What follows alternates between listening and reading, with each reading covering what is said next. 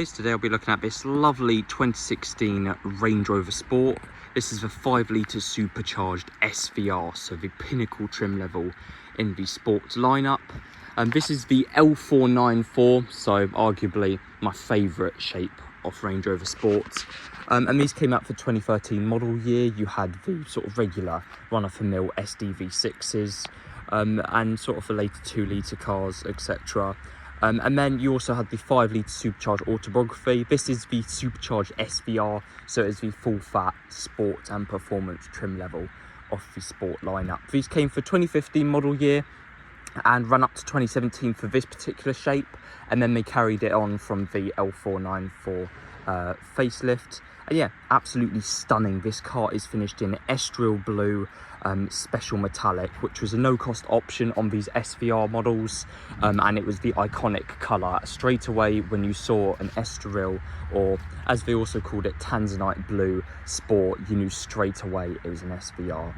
Absolutely phenomenal. This one's got full Range Rover service history, including sort of spark plug change a couple years ago, and the transfer case, or the diff fluid change, which is quite important on these cars.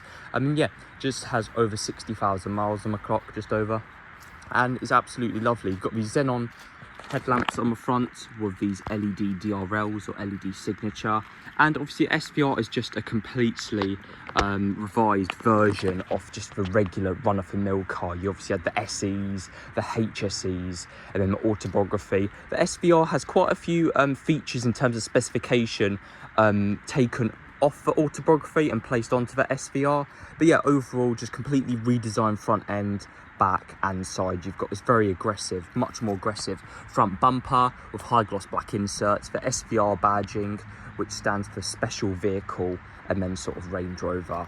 You also have SVO, which is special vehicle operations. High gloss black honeycomb front grille with a Land Rover badge and the Range Rover lettering in black. These all come with the sort of black lettering and black sort of front bumper quarter air vents. This one's got the Style 108 22-inch 10 split spoke alloys in high gloss black, which my favourite alloys. You do get 21s, but the 22s just look so much better and more aggressive on these cars. You've got the 6-piston Brembo braking system with blue calipers on the SVR, again quite iconic, and this one has some dealer fit fixed side steps as well, again for a bit more added practicality.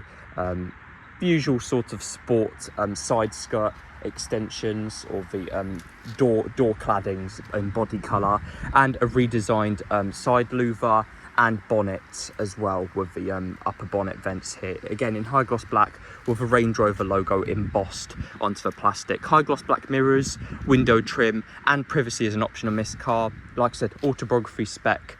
You sort of get on this car a few features off, including meticulous entry, high gloss black rear tailgate finisher, and the SVR badging on the back. Again, just I really love the L494s. They're just a really iconic shape of Range Rover Sport, and I think these were best looking and have the right balance of sort of buttons and touchscreen and sort of modernness of the dials, etc. But yeah, you've got the switchable active performance exhaust system on all SVR models with quad exhaust tailpipes in stainless steel. So you've got the switch inside, which obviously makes that very baritone 5 litre noise. But yeah, reversing camera on the SVR models, front and rear parking sensors as you'd expect, and a really nicely and cleanly integrated rear boot wiper as well. Got loads of storage in the back here, 12-volt socket, parcel shelf also. You've also got the Meridian speakers, which also situate here on these rear sort of shelves, and you've also got again some extra storage by pulling this thing up. You've got a full-size spare wheel. This one is actually painted in black, which is quite nice. A lot of them have a bright red spare wheel just to embarrass you as you drive down the road. And as you'd expect, electric tailgate, which is a really nice feature. Just again, completely redesigned rear end, just looks so much more aggressive. And quite minimalistic, just with that SVR badging there. You don't really have that autobiography SDV6 3 litre crap on the left there. And then yeah, high gloss black sort of rear Venturi blade with the rear bumper with those quad tip exhausts. But yeah, just looks absolutely phenomenal. Let's just quickly take a step inside. On interior, we have the Ebony over Cirrus perforated Oxford leather, which is again very luxurious, very high grade quality leather, and yeah, just overall really nice. Fun fact is, in Latin, Cirrus means cloud, so hence the sort of grey or light coloured interior in that aspect. All SVRs come with electric tilt and slide sunroof, and there was an option to actually delete sunroofs on these cars, however I suspect it was very rare. And there's an option to have a fixed pan roof, but in my opinion the sliding roof is the best option on these, as it does physically open and you've got that nice blind. The SVR, as I said, comes with a bit of autobiography stuff inside, with this suede Cirrus headlining, very high quality and luxurious once again. And obviously bench seat in the back with the slightly more bucketed and bolstered rear seats here, with this lovely SVR logo embossed into the back. I really do love the seats. It just does look a little bit nicer than the regular black. You've got this really nice black and Cirrus duotone.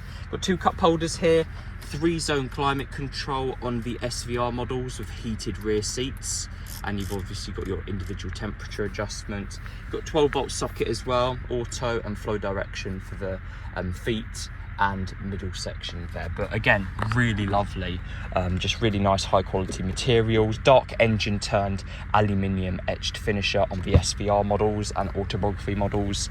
You've also got the leather clad armrest, door panels and sort of belt lines there, with a little bit of sort of slightly cheaper plastic on the bottom here, but that is to be expected. But yeah, overall lots of soft touch items even at the bottom there. You've got illuminated tread plates in the front. You've also got these rubber floor mat protectors as well underneath, with just your regular sort of carpet flooring. But yeah, overall really nice. Again, like I said, privacy glass. This one's also got the optional blind spot assist with reverse traffic detection, so it will tell you if a car's coming in your blind spot. But yeah, let's just quickly move in onto the front. Just before I get into the front, I'd like to mention this cool little feature of the B pillar having an SVO badge. Again, just makes it a little bit more special and exclusive. On the front here, we've got these 16-way electrically adjustable wingback bucket seats. Really lovely, with the 2 loopholes in the back. It's almost like you put harnesses through them. But again, really lovely SVR badge embossed onto the right-hand side. And like I said, 16-way memory function. They're basically the same seats out for autobiography in terms of electric adjustment, minus the headrest adjustment, as these are 2-piece bucket seats. You don't have a physical sort of actuatable headrest there. So you've got 8-way electric, 2-way cushion extension, 4-way lumbar support and 2-way bolster actuation, so you can make them even more bucketed, the seats, but nevertheless still very comfortable when you sit inside them. As I said, electric tilt and slide pan roof, definitely a must-have option on these. Again, with that lovely Cirrus suede headline, you can't reiterate how lovely that is. Start the car, just click the start-stop button here, hold your foot on the brake. Got that lovely burble to it, 5-litre supercharged V8. This one has also the optional auxiliary heating with timer or remote. So what you can do is use this little key fob to turn on the aircon of a climate control to preheat the car in winter. Very useful feature, runs off the diesel or sort of petrol, in this case petrol heater. Obviously most of the cars which do have that are the diesel cars, but yeah, petrol is very lovely. You've got electric rear child locks with window, auto mirrors, heated memory and folding. 3-set memory for the driver and passenger. All SVRs come with the autobiography's 825 watt Meridian surround sound system with around 17 speakers. I think it's 17 or 19 on this model. Absolutely unreal sound system, packs a punch, definitely more than enough. The SVRs also come with adaptive cruise control, which is the same as you'll find on autobiography, as well as a heated steering wheel, 3-spoke sport steering wheel, perforated on the side grips with the Cirrus airbag cover. Again, really lovely automatic headlamps here, the xenons, and you've got that full interactive TFT display. By pushing up this dial, just clicking it in, it raises it, turns it out of auto response mode. You'll see auto terrain response when you press it up. You can put it in dynamic mode, which illuminates the dials red, and yeah, just makes it a little bit more aggressive and sportier. That will automatically turn on the exhaust valves, and yeah, definitely does sound very fruity. Just sounds absolutely unbelievable. That is just unreal. Got auto start stop, which obviously I'd recommend turning off. Air suspension with entry level access. You can drive quite slowly in that mode. The faster you go, the more likely it is to take you out of that mode, as it's not designed for high speeds. You've got normal and the off-roading or sort of high level mode. Again, that can't really be used at high speeds. It's only normal mode. The computer will let you use that at. Got heated front seats again, by either pressing the climate control dials or clicking the seat button here. You've got 8-inch hard disk drive navigation unit with the sort of later touchscreen here than the earliest sort of cars. This is sort of the same touchscreen you get on the early L494 cars. You've got Apple ambient lighting, again really lovely. You've got red. If you put a car in dynamic mode, it will lock the ambient lighting to red only. You won't be able to change it. Otherwise, in normal mode, you can just configure whatever colour you want. You've also got reversing camera, as I said, which funny enough has an integrated washer, so you can actually wash the rear camera, which is quite funny. You've got auto parking aid, like I said, front and rear sensors. Stealth, which basically just allows you to turn by pressing the power button here. You can just basically just have an SVR screen there, which is quite cool, and then clicking it again will completely black out the screen. But yeah, I've always loved this really lovely infotainment screen here, because it's touch screen, but you've got these really clean looking touch capacitive sort of buttons and instruments here. You've got your navigation. When the car's off as well, you'll notice the buttons like completely disappear and the screen's just really seamlessly integrated. I absolutely love that. You've got 2 cup holders, 12-volt socket, your sort of radio controls. You only get 1 glove box on the sports, 2 on the full fat Range Rovers. However, it does look quite clean just having that one very concealed and hidden glove box. I always love this button here. Again, really nice Oxford leather on the dash here and on the sort of middle bit here. Really lovely contrasting of Cirrus and the carpets being black, making it very easy to clean. You've got heated front windshield as well, rear demister, just the usual stuff you'd expect on a luxury sport like this. 12-volt socket as well, in control apps, a USB type A or USB-A/type 2, 2 of them in fact, auxiliary socket as well. And yeah, this really nice sort of engine turned or aircraft aluminium style interior trim just looks absolutely gorgeous on this car.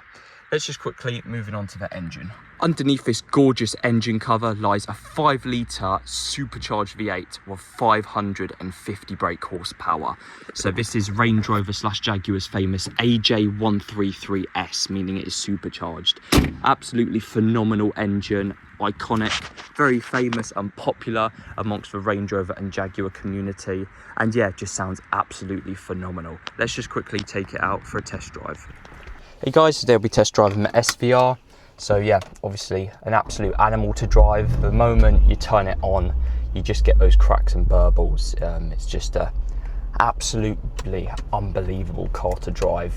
Obviously, yeah, these come with the ZF8 quick shift gearbox, Range Rover Nixon quick shift, and they certainly are very quick on these V8 speeds. Normally in BMWs and stuff, they're quite obviously tame and mild, but on the SVR and R models, especially like F-types and stuff, and Jaguars, they've been tuned for a bit of a more aggressive shift.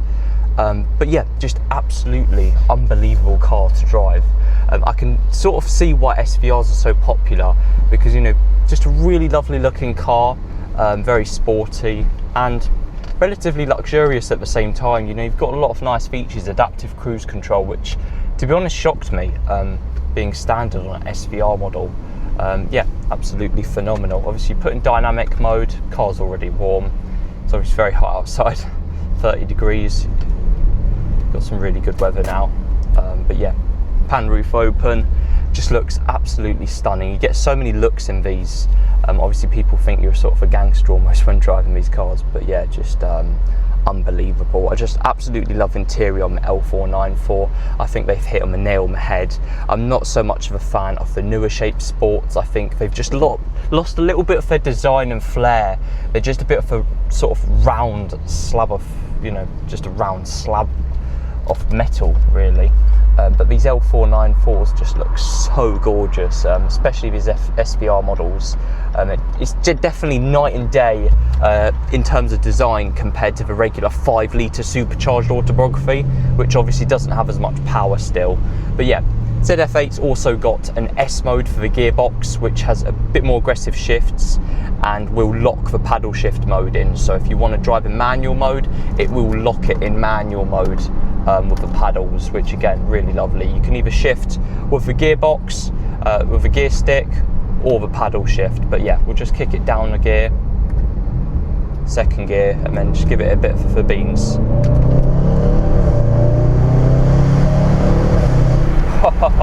Yeah, it sounds absolutely phenomenal, just unbelievable. Still relatively quick car, 0 to 60 comes in at around 4 seconds, so definitely not a slouch for a Range Rover. It's absolutely unheard of.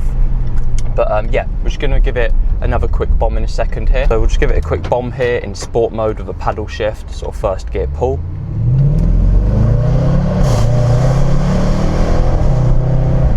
Yeah, just sounds absolutely unreal. And sort of on that sort of let off, you get, you know, those few burbles and pops. Just an absolute animal, like I said. I'm just absolutely in love with the Estoril Blue over Cirrus colourway. It's just, I think it's unbeatable almost on an SVR. I don't think there's any other colour to have an SVR in almost, apart from the Estoril Blue. But yeah, just do a quick sort of tunnel pull under here as well, just, you know, so you can sort of hear. Sounds absolutely unbelievable.